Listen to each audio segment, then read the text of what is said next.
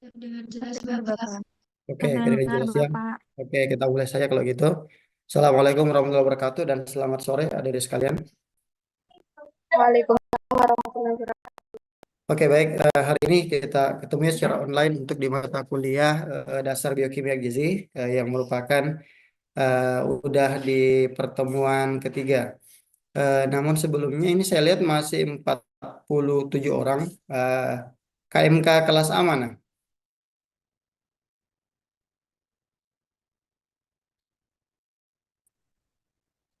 Saya, Bapak. Oke, Adit. Minta tolong nanti Adit dicek teman-temannya ya. Kan kalian presensinya kapan nih? Jadwal aslinya kapan sih? Kamis ya? Kamis ya jadwal aslinya. Jadi nanti pada saat presensi, yang saya lihat itu yang hadir pada saat Zoom ini ya, bukan nanti yang presensi di hari Kamis. Jadi yang hadir di Zoom ini saya anggap hadir. Kalau nggak hadir, berarti nanti di hari Kamis saya alfakan. Jadi minta tolong Adit dicek teman-temannya siapa saja yang hadir atau tidak pada hari ini. Yang telat juga ya, eh, 15 menit dari jam 4 toleransinya.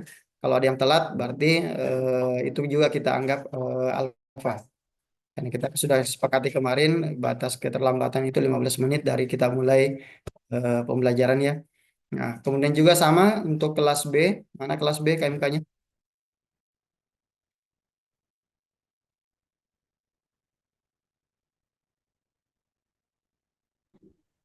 Saya Oke, Bapak. Maria. Oke, sama juga Maria ya. Minta tolong dicekkan teman-temannya nanti siapa aja yang eh, udah hadir dan siapa saja yang tidak hadir atau telat hadirnya. Baik Bapak. Oke, sip kalau gitu. Eh, oke, kita mulai saja ya karena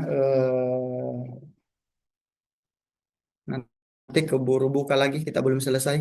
Nah, oke, baik ya. Kita lanjutkan untuk materi hari ini. Nah, untuk di pertemuan ketiga ini judul materinya sama dengan sebelumnya ya, sama-sama kita bicara tentang karbohidrat tapi kontennya yang berbeda. Kalau di pertemuan sebelumnya kita berbicara tentang golongan karbohidrat yang pertama yaitu tentang monosakarida. Sekarang yang kedua adalah golongan yang lain dari karbohidrat. Ada namanya disakarida, oligosakarida sampai pada polisakarida. Seperti itu ya. Oke. Nah, kemarin di pertemuan pertama, saya yakin kalian juga sudah mendapatkan penjelasannya bahwa kalau kita berbicara tentang disakarida, nah ini sama dengan pada dasarnya tidak lepas dari yang namanya monosakarida. Kalau kemarin kan monosakarida dikatakan adalah gula yang paling sederhana atau kelompok gula yang sudah tidak bisa diuraikan lagi. Nah, kemarin ada yang mengatakan mono kan satu, sakarida gula berarti satu gula ya secara bahasanya ya seperti itu. Tapi kalau kita mengartikan adalah gula yang paling sederhana. Nah, sekarang kita beranjak pada golongan karbohidrat yang kedua yaitu namanya disakarida. Nah, terdiri dari dua kata juga ya, di dan sakarida. Di apa artinya? Dua. Nah, sakarida itu sama juga tadi karbohidrat ataupun gula. Sehingga kalau kita mau artikan untuk disakarida ini adalah kelompok karbohidrat yang terdiri dari dua gula sederhana atau terdiri dari dua monosakarida. Kan kemarin sudah disebutkan kelompok yang monosakarida itu ada tiga ya. Nah, yang heksosa ada glukosa, galaktosa, dan fruktosa. Sehingga kalau kita berbicara di sakarida, komponennya atau contohnya terdiri dari dua gula yang saya sebutkan tadi, gitu ya. Oke. Yang karakteristik yang pertama dari disakarida. Nah, ini sama ya. Tiap molekul disakarida terdiri dari dua satuan monosakarida. Nah, jadi apapun nama gula contoh dari disakarida itu pasti terdiri dari dua monosakarida. Terserah mau dia glukosa-glukosa, glukosa galaktosa ataupun glukosa fruktosa. Yang paling tidak terdiri dari dua komponen tersebut. Nah, terbentuk dari hasil reaksi penggabungan dua satuan monosakarida dengan mengeluarkan molekul air. Jadi Kalau dua komponen monosakarida bergabung membentuk disakarida, maka ada produk yang lain yang dihasilkan selain disakarida. Nah, apa yang dihasilkan yaitu molekul air. Nah, kenapa bisa molekul air dihasilkan? Karena gugus hidroksil dari salah satu golongan monosakarida bergabung dengan apa? Ion H. Nah, jadi H dengan OH bergabung sehingga membentuk H2O. Jadilah namanya molekul air. Kan kemarin kita sudah jelaskan bahwa rumus kimia dari setiap monosakarida itu tadi dari ada C, ada H, dan ada O. Dan di setiap karbon itu kan dikelilingi dari hidrogen sama oksigen. Nah, sehingga kalau dua monosakarida itu bergabung, maka ada komponen lain yang dihasilkan atau ada produk lain yang dihasilkan yaitu berupa molekul H2O atau molekul air. Nah, kenapa bisa terbentuk molekul air? Karena ada dua penggabungan. Satu dari H, satu dari OH. Bergabungnya. Nanti saya lihatkan bagaimana proses reaksinya. Nah, kemudian yang ketiga, dalam molekul disakarida, kedua monosakarida ini berikatan secara ikatan glukosida atau glikosidik ya.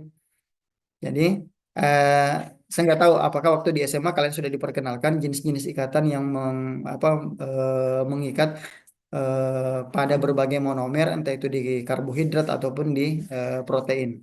Kalau di protein kan dikenal dengan namanya ikatan apa? Ada yang masih ingat di protein? Ikatan apa namanya, Dek? Walaupun ini kita belum bahas ya, tapi saya yakin waktu di SMA udah pernah kalian dapatkan. Kan kalau protein monomernya berupa apa? Asam, asam amino. Dan asam amino ini akan bergabung melalui suatu ikatan. Nama ikatannya apa, Pep? Udah lupa. Oke, ikatan peptida. Tapi kalau pada karbohidrat, monomer-monomernya ini bergabung melalui suatu ikatan namanya ikatan glikosidik atau ikatan glikosida sama saja. Nah, nanti glikosidiknya ini mungkin ada alfa 1,6 alfa, ada beta 1,6 dan seterusnya. Itu cuma apakah dia berikatannya bercabang atau berikatannya rantai lurus. Gitu ya. Nah, dan mudah dihidrolisis oleh asam. Artinya, kalau kita mau menguraikan kelompok dari disakarida, entah itu laktosa, maltosa, ataupun sukrosa, dengan bantuan asam itu bisa dikatalisis, itu bisa dihidrolisis, gitu ya. Nah, contoh disakarida yang penting, banyak sebenarnya beberapa contoh dari disakarida, tapi yang kita bahas, yang kita anggap penting saja, di antaranya yang pertama adalah sukrosa. Nah, sukrosa ini kan dikenal dengan istilah gula tebu ya. Nah, yang gula putih itu gula pasir, itu kan pada dasarnya adalah sukrosa. Tapi beda air tebu sama gula putih. Nah, kalau gula putih itu kan sudah melalui beberapa tahapan, ada eh, bleaching, ada whitening dan sebagainya. Tapi kalau yang air tebu dia murni dari tebu, beda. Kemudian yang kedua adalah maltosa. Nah, maltosa ini gula gandum ya.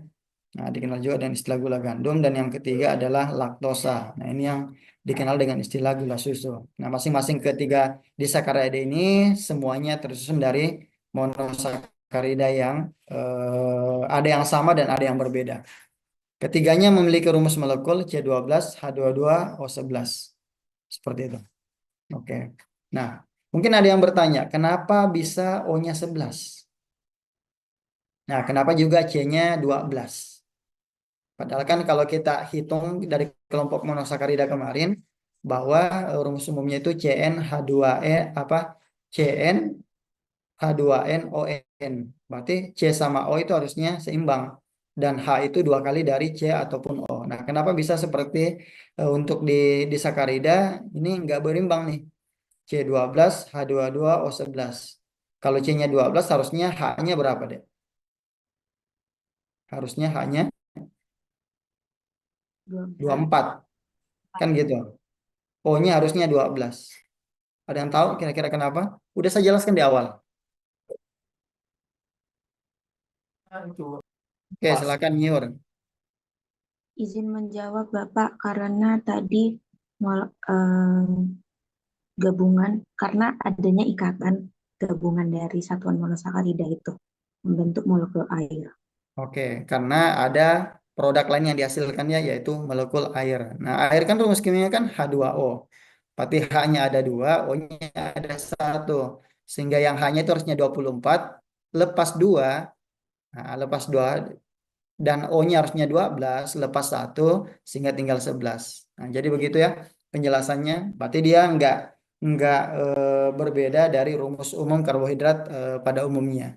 Nah, gitu. Jadi tetap aja sama, tapi dia lepas menjadi molekul lain. Dalam hal ini air.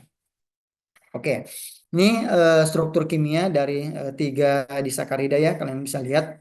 Nah, kemarin maltosa komponennya apa saja, deh? Tersusun dari apa dan apa? Ada yang masih ingat?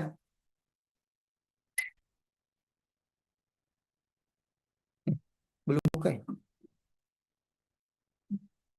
Maltosa apa?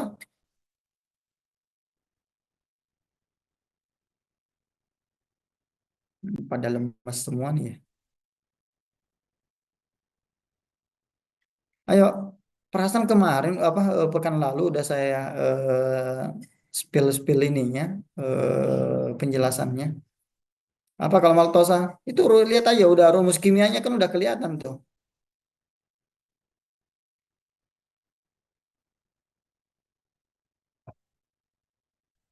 Apa? Maltosa gabungan dari. Nah, ini pelajaran kelas SMP nih, bahkan SD mungkin SD sekarang udah tahu nih.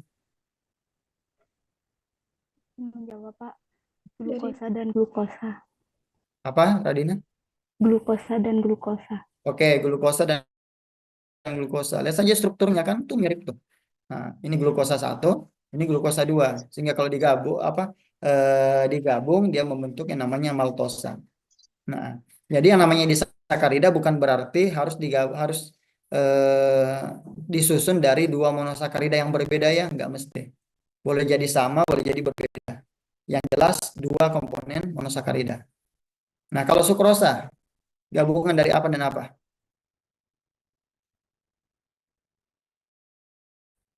Bisa menjawab, Pak. Glukosa Oke, dan oke. fruktosa, Pak. Glukosa dan Fruktosa, Pak. oke, sip. Laktosa. Lanjut lagi Dwiki, laktosa apa?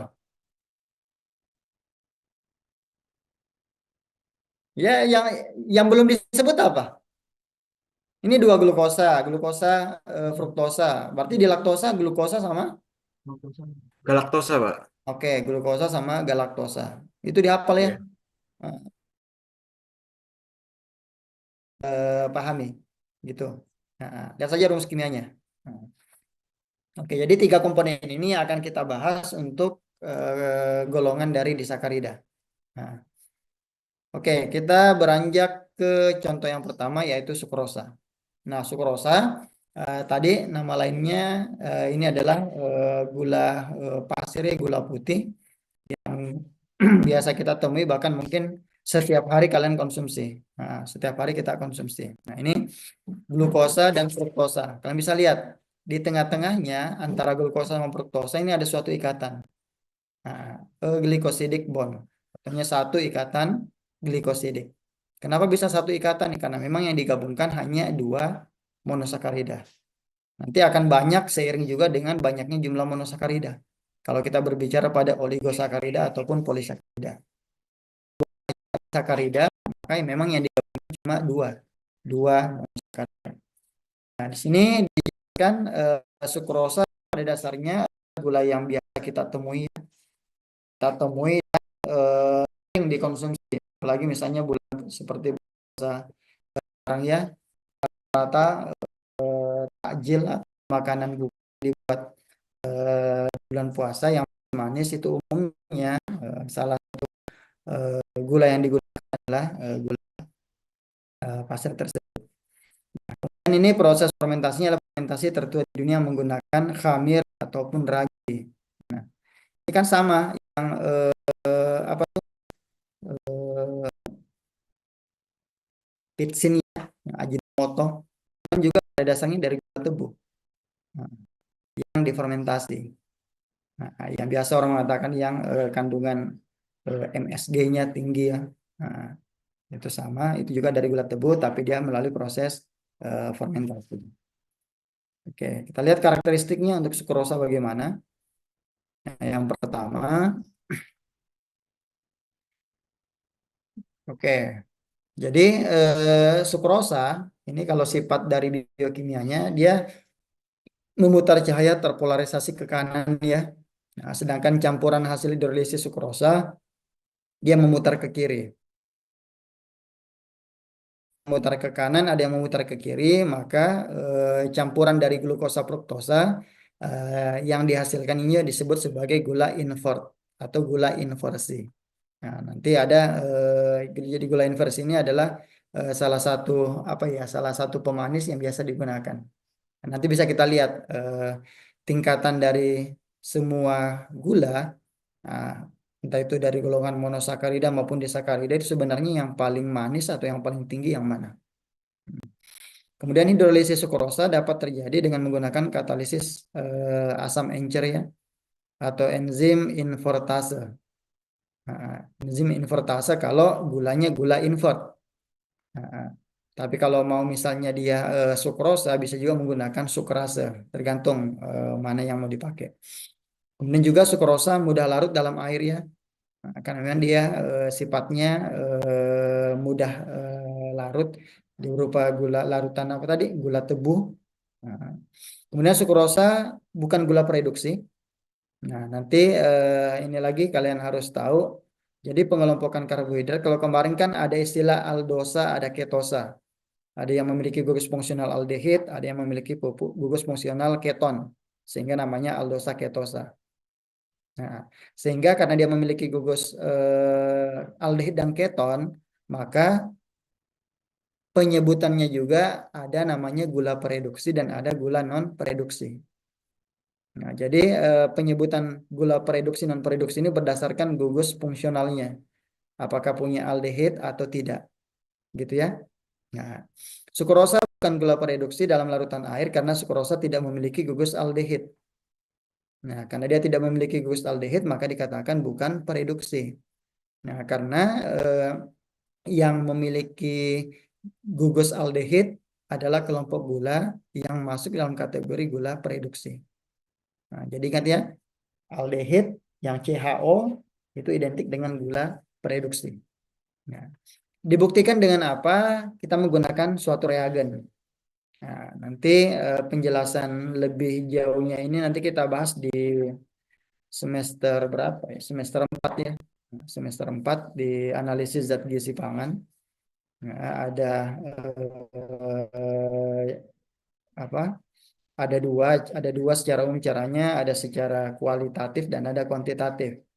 Kalau yang reagen ini digunakan secara kualitatif ya hanya sekedar mengidentifikasi ada atau tidak. Dan mungkin waktu kalian di SMA udah kalian praktekkan sebenarnya. Misalnya ada larutan, ingin kita mau lihat di dalamnya itu ada glukosa atau enggak. Biasanya kita menggunakan reagen apa? Kalau untuk melihat ada atau tidak ada glukosa.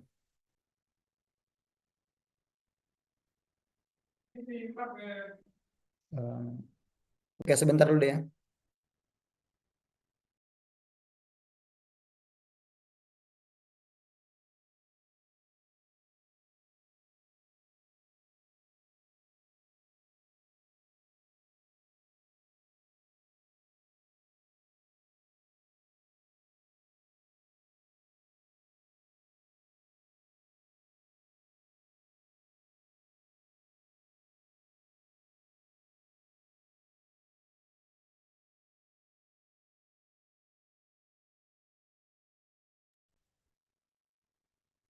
Oke, tadi yang glukosa ya. Nah, yang glukosa tadi itu ada beberapa untuk bisa mengidentifikasinya, bisa menggunakan reagen yang tertulis di layar. Bisa menggunakan Vehling, reagen Vehlingnya. Kan ada Vehling A, Vehling B, ada juga reagen Benedict. Nah, itu semua bisa digunakan untuk melihat ada tidaknya glukosa dalam suatu larutan atau dalam suatu produk.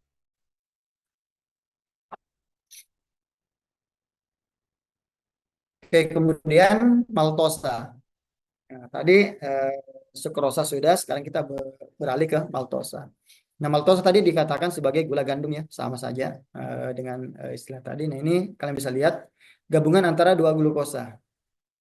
Nah, kalau kalian perhatikan, nah ini OH dan H dari masing-masing glukosa bergabung membentuk H2O. Nah, kalau ditanya kira-kira eh, gugus hidroksil atau OH itu berasal dari rantai C keberapa pada glukosa?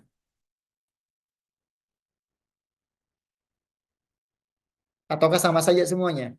Misalnya ini molekul air ini terbentuk dari apa? Dari C yang C yang boleh berbeda atau C-nya berasal dari apa? Atau OH-nya itu berasal dari C yang harus dari C itu. Maksudnya urutan C keberapa? Nah, kalau kalian lihat di gambar, OH-nya dari rantai C keberapa pada glukosa?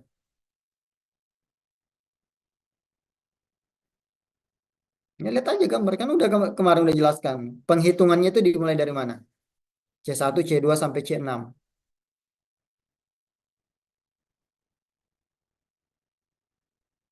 Oke, kalau dilihat di gambar, nah ini yang OH, ini karena lingkaran yang biru nih, ini berasal dari mana? Hidroksilnya ini berasal dari OH pada C ke 1 ya. Kan urutannya gini, 1, 2, 3, 4, 5, 6. Ini C yang di atas 6. Nah, yang ini bukan bukan 0 ya, tapi ini gugus, ini oksigen. Oh, jadi kita hitungnya di sini setelah ini, setelah oksigen. Sedangkan yang di apa H yang 1, nah, tadi kan OH. Nah, H-nya ini berasal dari yang C ke berapa nih? C ke 4. Nah, sehingga yang O di sini, nah O di sini yang di sini bergabung dengan H yang ada di O yang pada rantai ke C keempat bergabung dengan H pada rantai C pertama pada dua monosakarida yang pada dua glukosa yang berbeda. Karena memang dua glukosanya berbeda.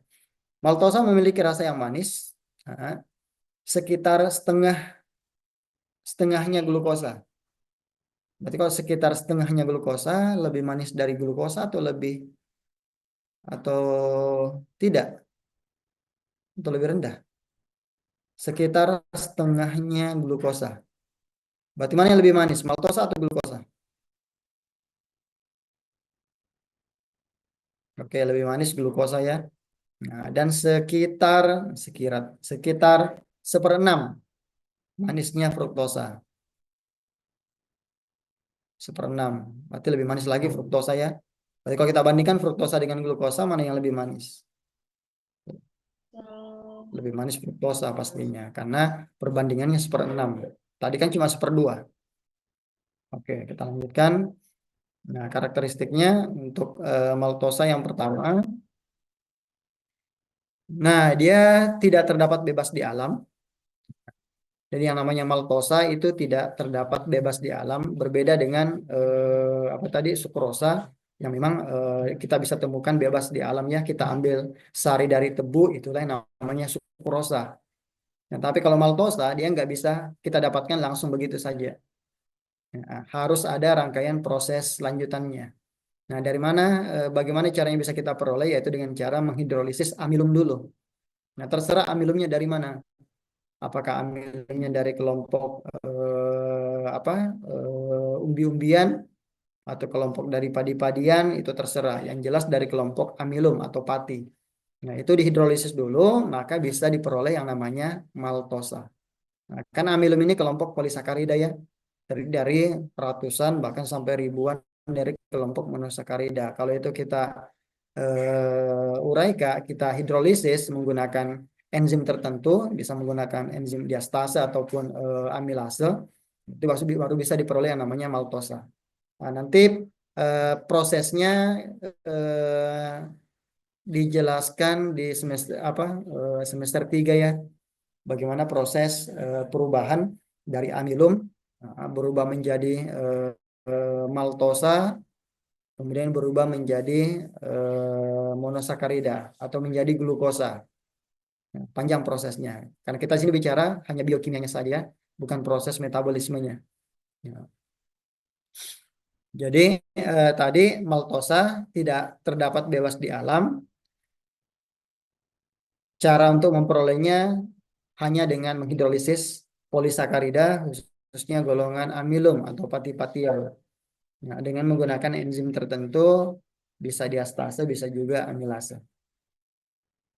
Oke, hidrolisis maltosa akan menghasilkan dua glukosa ya, dua glukosa dengan menggunakan katalisis enzim maltase ataupun katalisis asam.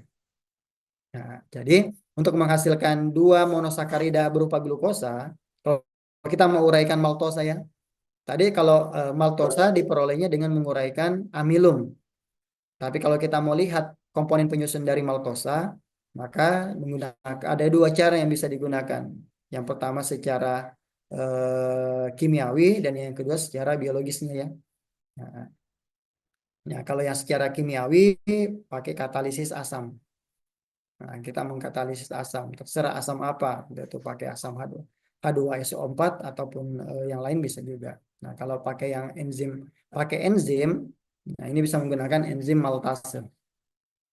Maltase ya. Jadi penyebutan enzimnya untuk di di makhluk hidup itu kurang lebih apa rata-rata mengikuti produk yang eh, substrat dari enzimnya ya. Ya, maltosa, maltase, sukrosa, sukrase, apalagi laktosa, laktase, enggak semua, tapi beberapa mengikuti dari substratnya. Nah, nanti di pertemuan terakhir kita bahas penggolongan enzim. Oke, berikutnya maltosa merupakan gula prereduksi. Nah, berarti kalau dikatakan dia gula prereduksi, berarti dia memiliki gugus apa nih?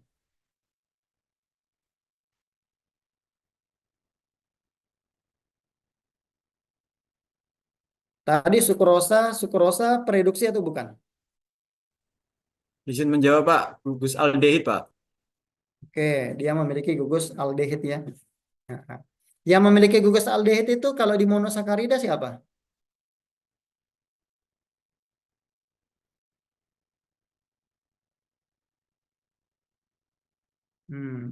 Pekan lalu udah dibahas.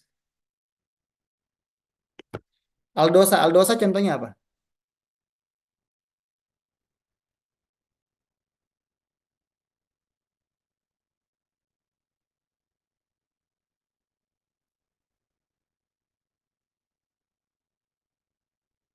Contoh aldosa siapa? Izin menjawab, Pak. Glukosa. Oke, glukosa. Yang ketosa itu fruktosa ya. Nah, berarti setiap glukosa pasti punya punya apa? Punya gugus aldehid kan? Nah, pertanyaannya kenapa tadi sukrosa dikatakan gula non reduksi padahal juga ada satu komponennya glukosa. Kira-kira kenapa?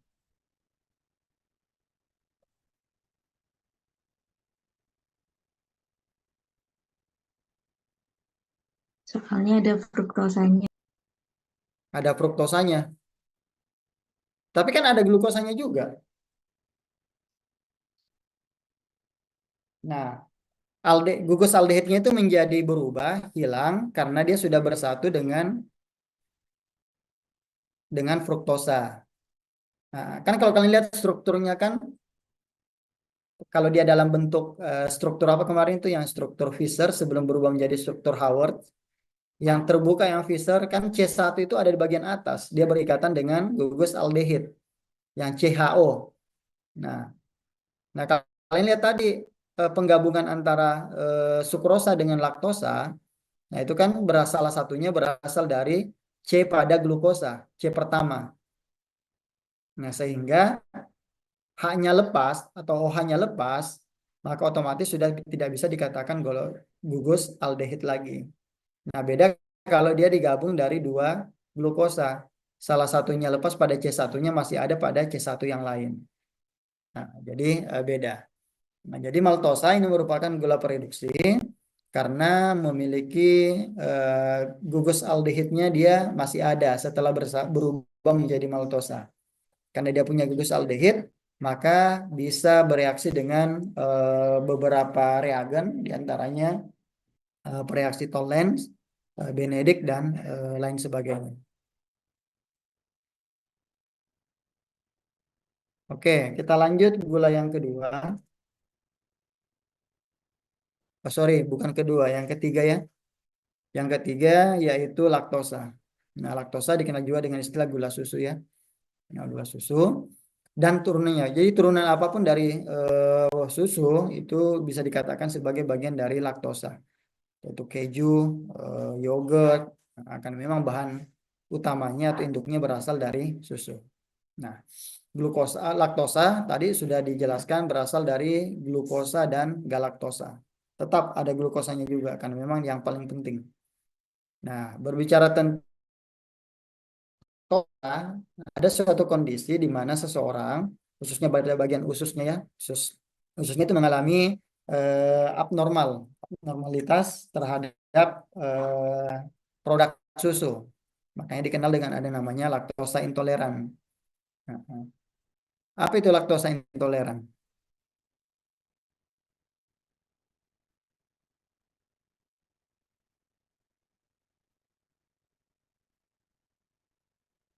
Ada yang tahu? Ya pasti yakin kalian sudah sering mendengar ada namanya laktosa intoleran. Tapi apa yang dimaksud dengan laktosa intoleran pada dasarnya?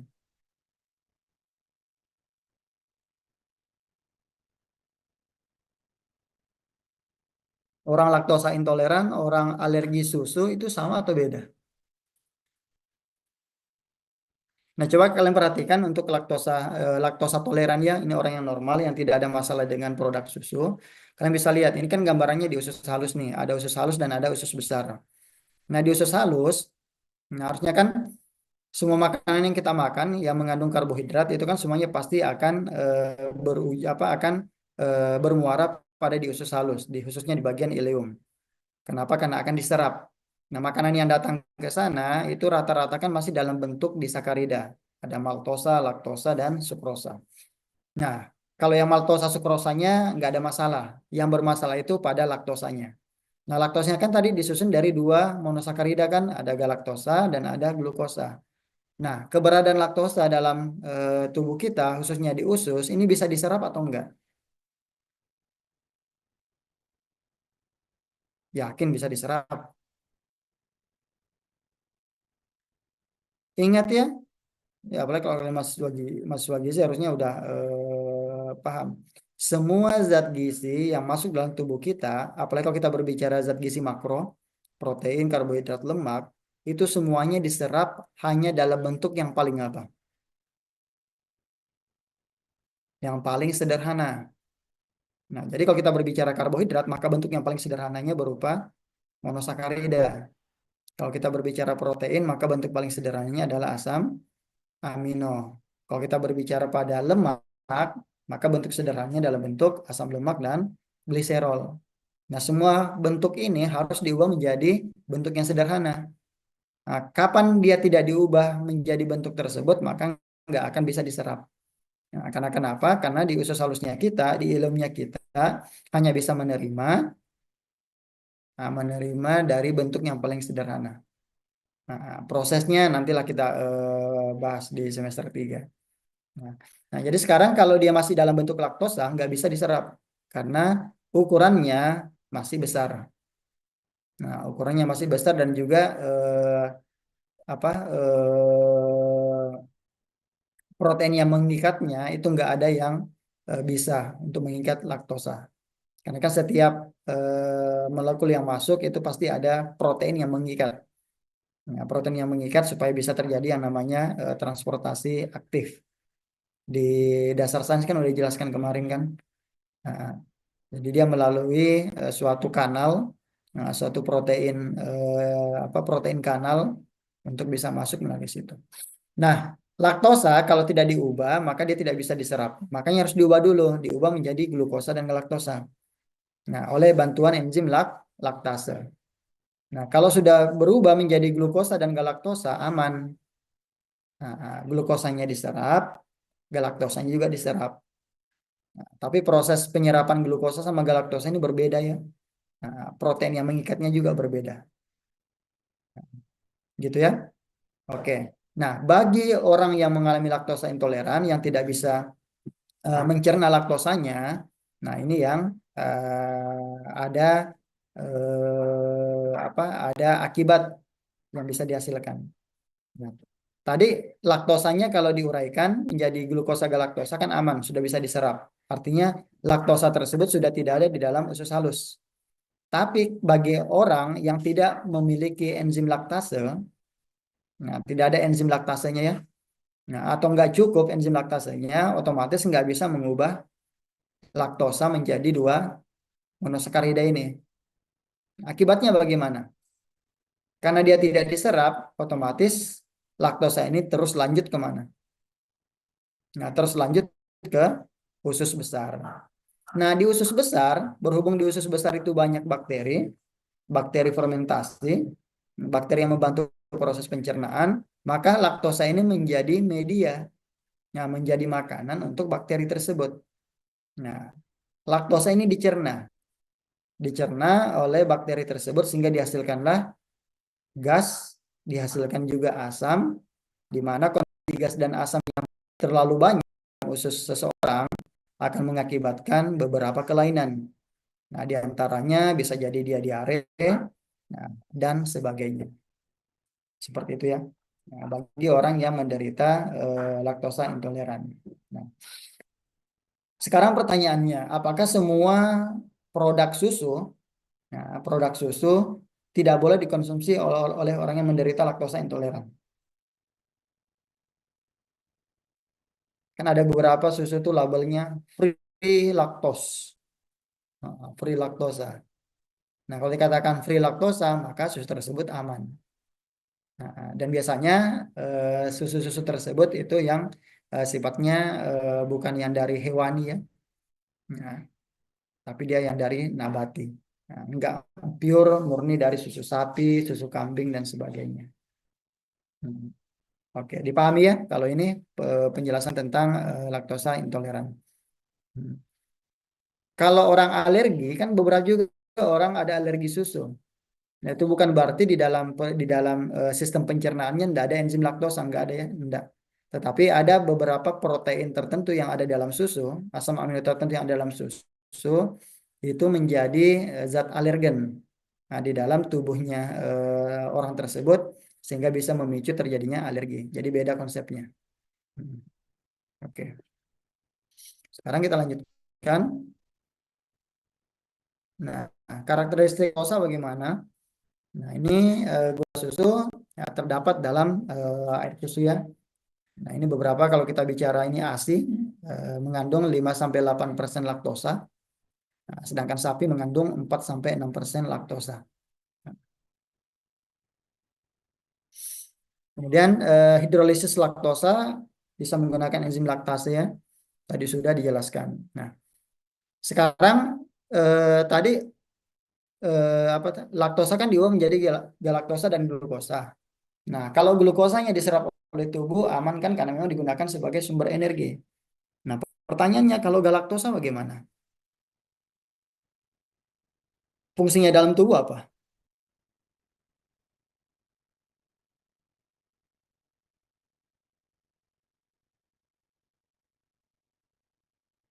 Galaktosa bisa nggak diubah menjadi sebagai substrat atau bahan dalam proses pembentukan energi? Seperti misalnya yang masuk dalam proses glikolisis, DO, siklus Krebs sampai pada transport elektron atau fosforilasi oksidatif. Enggak ya. Nah, tetap dalam bentuk glukosa. Tapi pertanyaannya galaktosa bagaimana? Bukannya galaktosa juga sudah diserap? Iya. Kalau mau galaktosa mau dimanfaatkan untuk diubah menjadi energi, maka galaktosa harus diubah dulu menjadi glukosa. Nah, itu bisa terjadi. Itu bisa dikonversi di hati ya. Bisa dikonversi di hati oleh enzim salah satunya galaktokinase. Nanti berubah panjang prosesnya tuh. Nanti di semester 3 kita bahas. Galaktosa berubah menjadi glukosa 6 fosfat, glukosa 6 fosfat berubah menjadi glukosa 1 fosfat, glukosa fosfat, nanti berubah menjadi glukosa. Nah, rangkaian prosesnya ada kok. Nah, tapi nanti aja penjelasannya, bukan sekarang. Oke, kemudian laktosa merupakan samanya gula prereduksi. Nah, karena dapat mereduksi fraksi Fehling, Benedict ataupun yang lainnya. Nah, jadi dari 3 kelompok disakarida yang merupakan gula pereduksi, maltosa dan laktosa. Nah, sedangkan sukrosa enggak. Oke. Nah, ini perbandingan tingkat kemanisan beberapa gula. Berarti yang paling manis yang mana?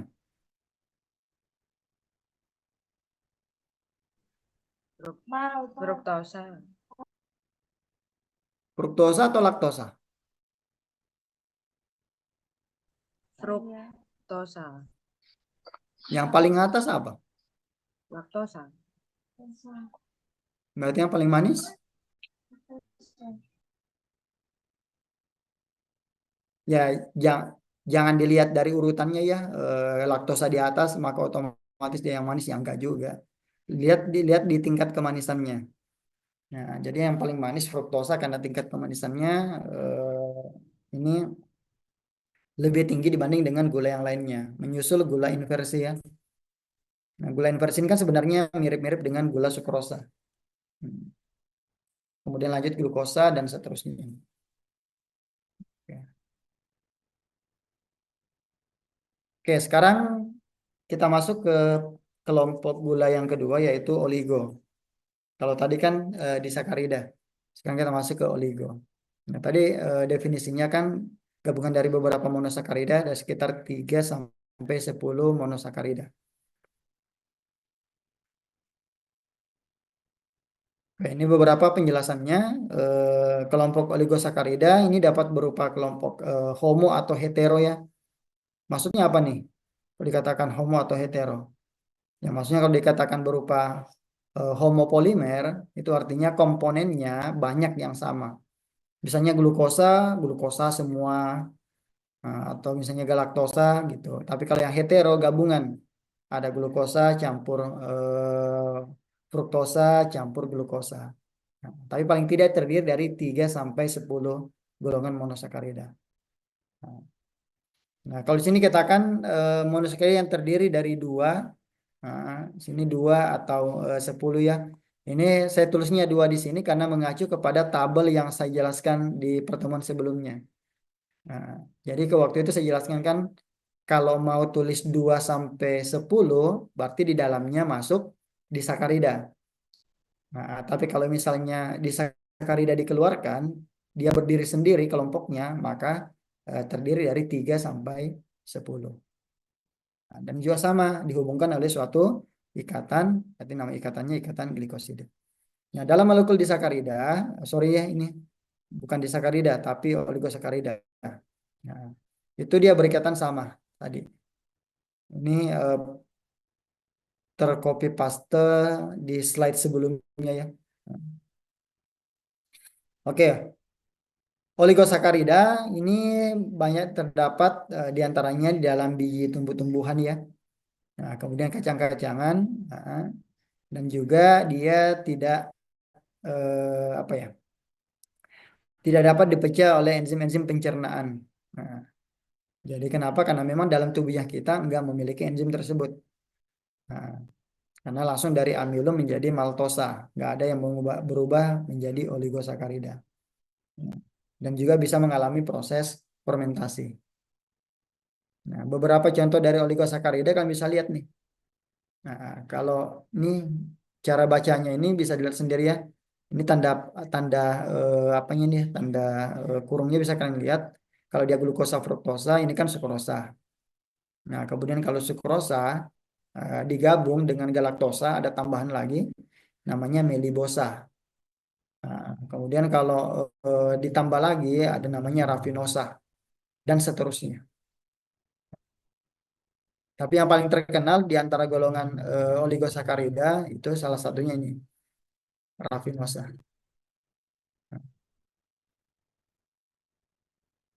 Oke, kita ke polisakarida. Karena memang oligosakarida nggak terlalu ini ya, karena dia cuma bentuk peralihan dari monodisakarida ke polisakarida. Kita jelaskan sekarang yang polisakaridanya.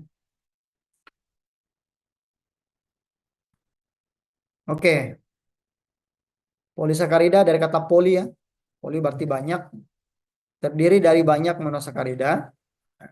Hidrolisis polisakarida akan menghasilkan sejumlah jumlah besar satuan dari monosakarida. Nah, monosakarida apa saja kita nggak tahu. Nah, ini bisa terdiri dari sampai 3.000 unit gula sederhana berbentuk rantai panjang, lurus atau bercabang. Jadi yang namanya polisakarida kan banyak. Ada yang dari kelompok hewan, ada yang dari kelompok tumbuhan. Jadi rumus strukturnya itu yang jelas dia panjang ya, karena memang banyak. Nah, panjangnya ini bisa berupa rantai lurus ataupun juga bisa bercabang.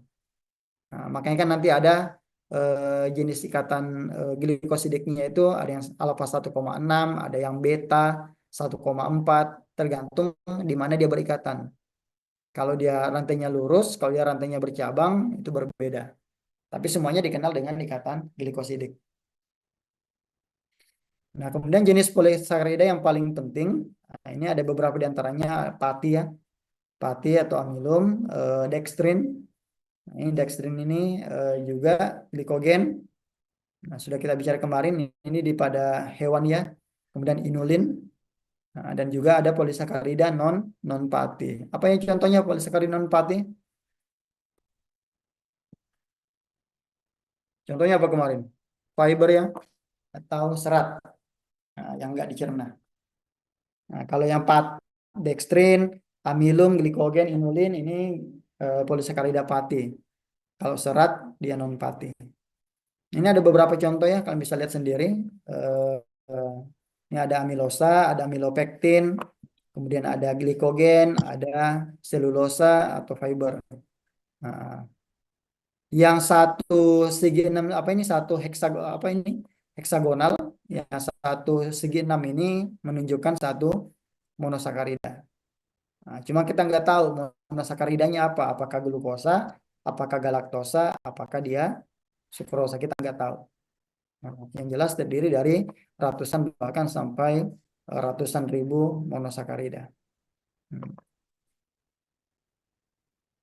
Nah, ini kan bisa lihat juga nih perbandingannya kalau amilum bagaimana, selulosa bagaimana, dan juga glikogen bagaimana.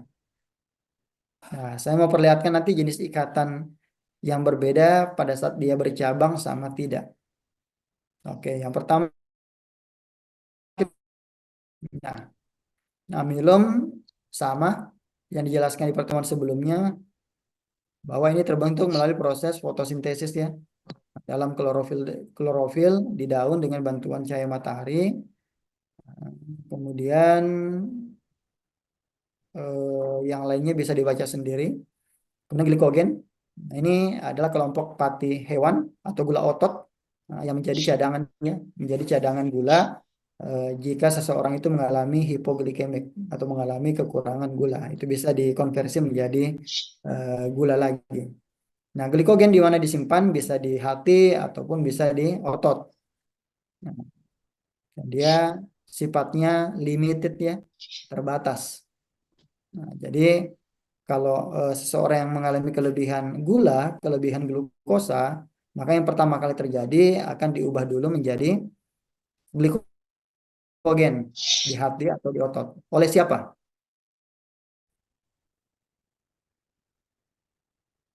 Yang bertanggung jawab mengubah glukosa menjadi glikogen siapa?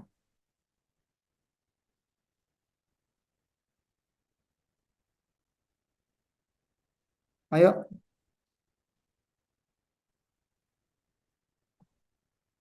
Kan ada tuh kalau orang misalnya ini glukosanya nggak bisa berubah menjadi glikogen, maka apa yang terjadi? Terjadi penumpukan glukosa kan, berarti terjadi peningkatan atau loncatan gula darah. Dan ini kondisinya disebut sebagai hiperglikemik. Nah, kalau kondisinya berlangsung dalam waktu yang lama, mengakibatkan orang apa? Terkena DM. Nah, DM itu salah satu penyebabnya karena dalam tubuh, kenapa?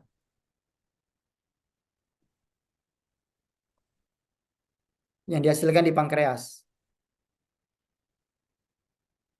Hormon apa yang membantunya? Izin menjawab, Bapak. Insulin. Oke, misalnya insulin ya. Jadi ada namanya insulin. Nah, hormon yang dihasilkan di pankreas yang bertanggung jawab untuk mengubah glukosa menjadi glikogen.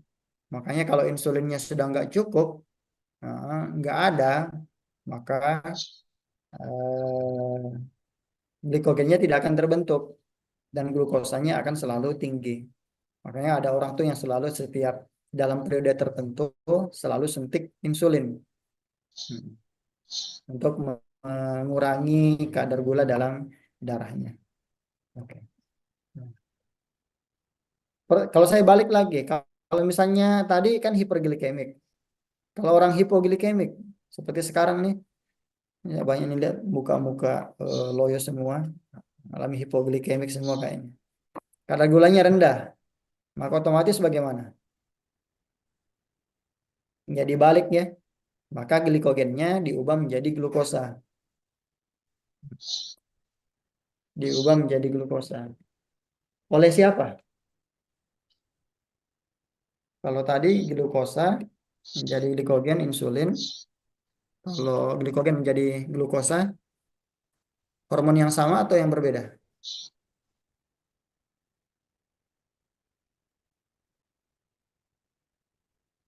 Sama atau beda?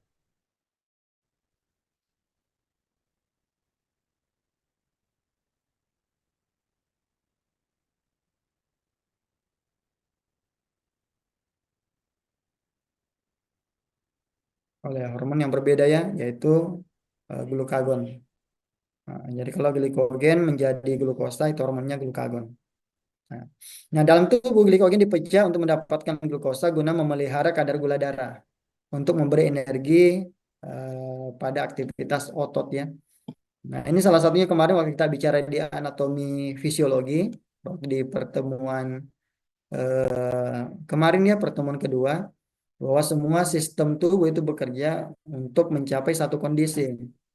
Kondisi yang bagaimana? Yaitu kondisi yang homeostasis, kondisi yang seimbang. Salah satu yang diseimbangkan itu adalah nutrisi. Nah, salah satu nutrisi yang diseimbangkan itu adalah glukosa. Kalau mengalami hiper, maka segera diubah, diubah menjadi cadangan gula yang lain. Kalau mengalami hipo, maka cadangan gula itu diubah lagi menjadi glukosa untuk menyeimbangkan. Oke, kemudian di dalam air glikogen bersifat koloid dan memberikan warna coklat merah dengan larutan iodinnya.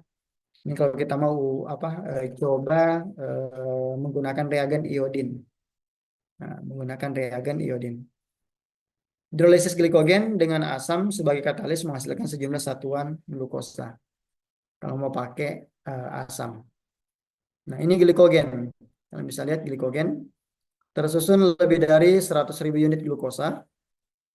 Nah, strukturnya bercabang nih. Yang saya bilang tadi ya, ada ikatan 1,4, ada ikatan 1,6.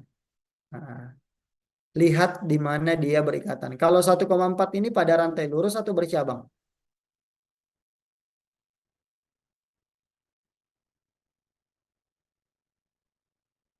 Rantai lurus atau rantai bercabang?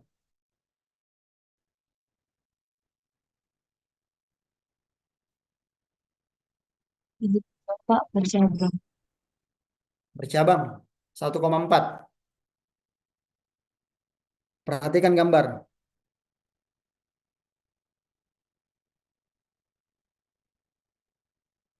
Izin menjawab Bapak lurus. Oke, pada rantai lurus ya. Ini ada angkanya sudah kelihatan nih.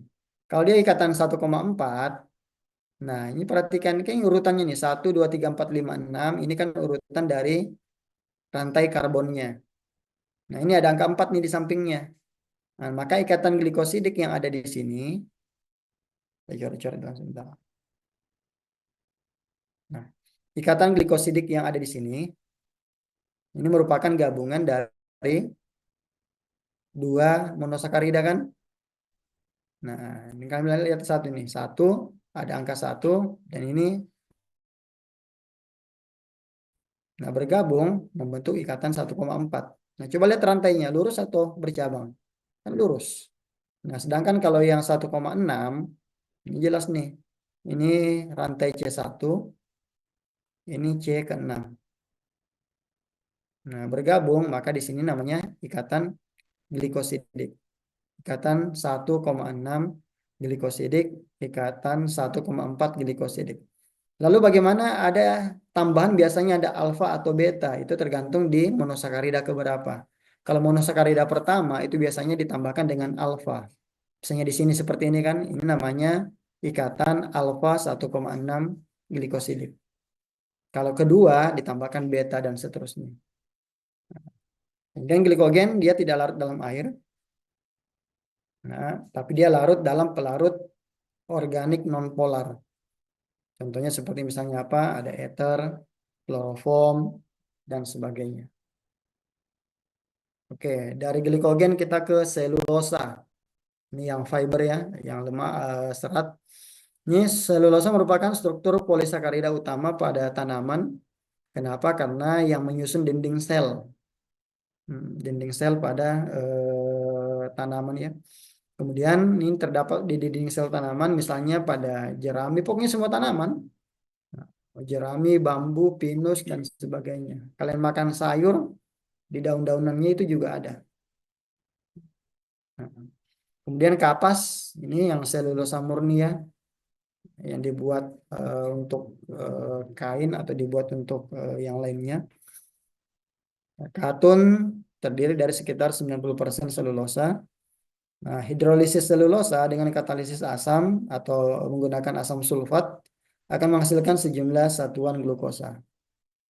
Nah, pertanyaannya, selulosa bisa nggak dikatalisis oleh enzim yang ada dalam tubuh manusia, dalam tubuh manusia? Nggak bisa ya, nggak ada karena nggak ada enzimnya. Nah, jadi kita nggak punya enzim yang bisa mengkatalisis selulosa.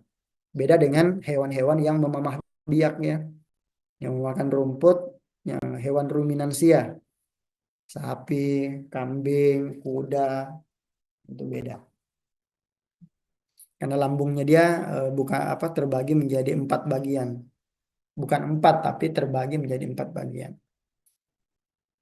Oke, kemudian dia tidak larut air dan juga selulosa banyak digunakan untuk membuat kertas, kain, rayon, dan sebagainya. Bahkan bisa menggunakan bahan peledak. Oke, kemudian ada dextrin. Nah, ini dextrin juga kelompok dari karbohidrat ya yang digunakan pada enteral food atau tube feeding. Nah, karena dia memiliki osmolaritas yang kecil sehingga tidak menimbulkan diare pada pasien. Nah, biasanya pada pasien ini diberikan. Nah, kemudian inulin. Nah, saya kira inulin ini salah satu jenis polisakarida yang sangat penting. Nah, karena kenapa? Karena ini ada hubungannya dengan kesehatan usus. Nah, kemarin di mahasiswa gizi ada angkatan berapa itu ya? Angkatan 2019 ya. Kebetulan skripsinya itu dia mengambil inulin ya. Ada umbi-umbian namanya umbi-umbian yang dia pakai apa itu ya? Eh, Gembili. Ya, tahu tahu gembili? Terus salah satu jenis umbi-umbian itu diberikan atau diintervensikan ke penderita diabetes. Nah, dan ternyata setelah eh, diberikan, ya, dilihat pre dan postnya itu ternyata kegunaan inulin ini bukan hanya baik untuk probiotik saja, tetapi ternyata bisa menurunkan kadar gula darah. Nah, jadi inulin ini suatu polisakarida fruktosa dan terdapat banyak dalam tumbuh-tumbuhan ya, terutama yang umbi-umbian. Nah, salah satu contohnya yang paling banyak itu ada kelompok gembili. Nah, kan kalau umbi-umbian kan banyak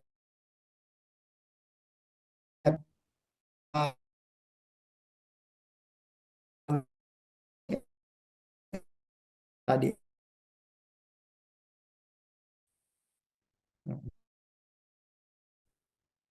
Salah satunya yang ditekankan kalau untuk inulin adalah yang bagus untuk prebiotiknya.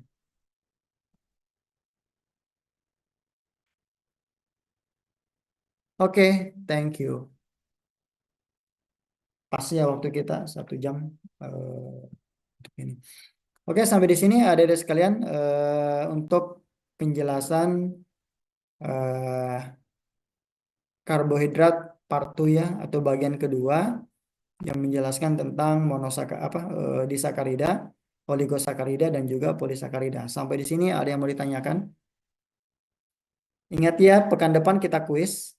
Nah, dan kuisnya itu 2 materi, yang materi kemarin sama materi hari ini. Materinya nggak terlalu berat kan, jadi relatif mudah kok untuk dipahami. Ada yang mau disampaikan?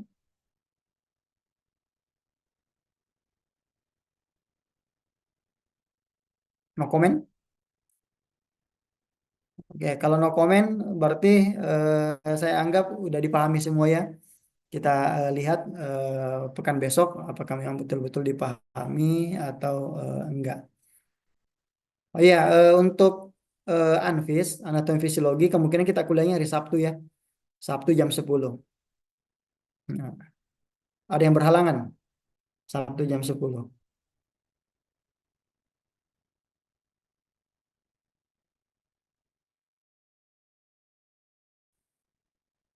Bisa ya, hari Sabtu jam 10. Intinya nanti kita komunikasi di grup saja mengenai penentuan jadwalnya. Untuk Anfis itu saya rencanakan di hari Sabtu jam 10 online ya. Online. Jadi untuk besok kalian cukup presensi saja.